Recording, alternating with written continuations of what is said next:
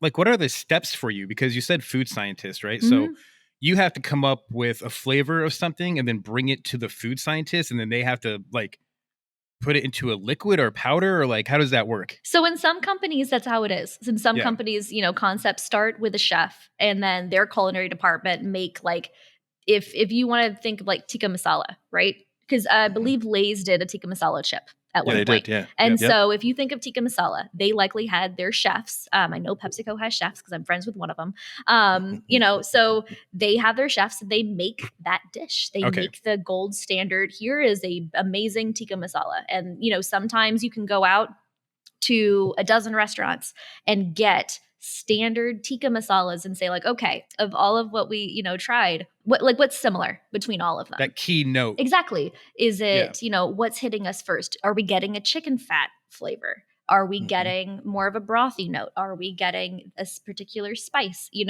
Are we getting a curry? Or what is coming visually to us? What is coming flavor-wise to us? Where does it hit on the palate? What order does it hit on the palate? Like all of those things you really have to consider. What is the aftertaste? How long does it linger?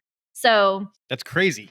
yeah, right? I would never have thought about that. Like the aftertaste, like does it linger for like 30 seconds or is it a minute? Like exactly. That blows my mind. And what component is actually lingering, right? Is it the flavor that's lingering? Is it the capsicum that's lingering? Like what is actually hitting you and where is it hitting? I always just say that it's the cumin. Yeah. Does it sit on the palate? Does it sit in the throat? Like there's a million different questions you can ask, right? So it's mind blowing. If you're building the experience, you really need to consider all aspects of the experience. Yeah. And so typically at that point, a food scientist would come in, take it, steal it, and then they would run away and make their little, make the fluffy bunny into like an angry army bunny. And then they would take it to the plant and that angry army bunny would become like this, tin can looking like machine. And they would just start, marching out of a conveyor belt. And that's the R&D process.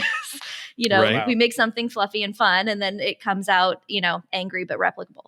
And so that's generally the process. The fun thing about what I do is I actually get to develop not only what that expectation is, but I also get to develop the process and the actual product.